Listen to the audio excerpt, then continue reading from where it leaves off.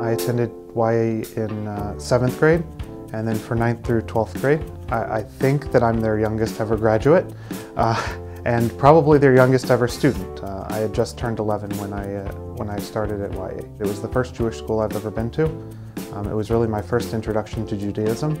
YA really gave me a foundation of understanding and really piqued my interest. I mean, I didn't know the Aleph Beis or anything when I came to YA.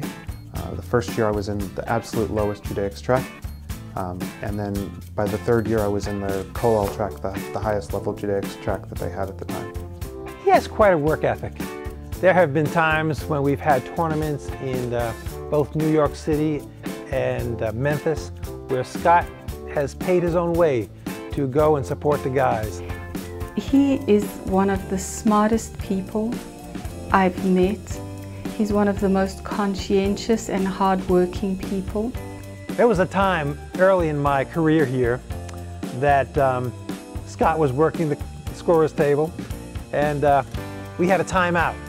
And I wanted to get the boys back on the floor, and I wanted to substitute one of my better players in for this last-second shot. The buzzer went off. I broke the huddle. We got back on the floor. Scott called over to the official. This substitute was made beyond the 10-second warning. I said, Scott, you're working for me. He says, Coach, rules are rules. He can solve any problem in an instant. He has a heart that's golden, that nobody really has a clue of all the things that he does for people in the community.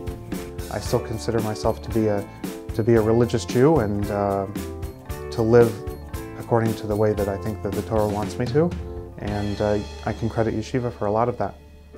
Sue is hardworking, very intelligent, extremely strategic, and respected not only among the school community here, but the larger Atlanta educational community and even beyond, as somebody who is deeply knowledgeable about technology and education.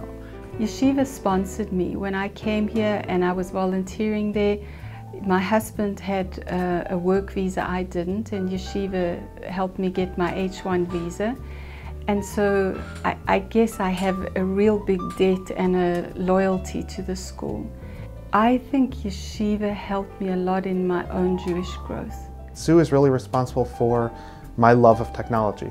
When I first came to YA, I knew about technology, but it wasn't really my primary focus in life. It's very easy for a child to get lost in a big environment. I know that the children say, oh, there's so few children, and you know, there's a downside to that for sure. But everybody knows your name. Everybody knows what you need. Everybody knows when you're hurting. Everybody knows when you're happy. Sue has created a department here where everybody feels comfortable asking a question. And you can ask the same question many times, and you will never be made to feel like you're, not competent. And that's true of an adult or a child.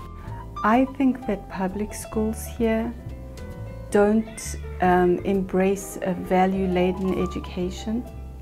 I think they shy away from engaging kids too much in values.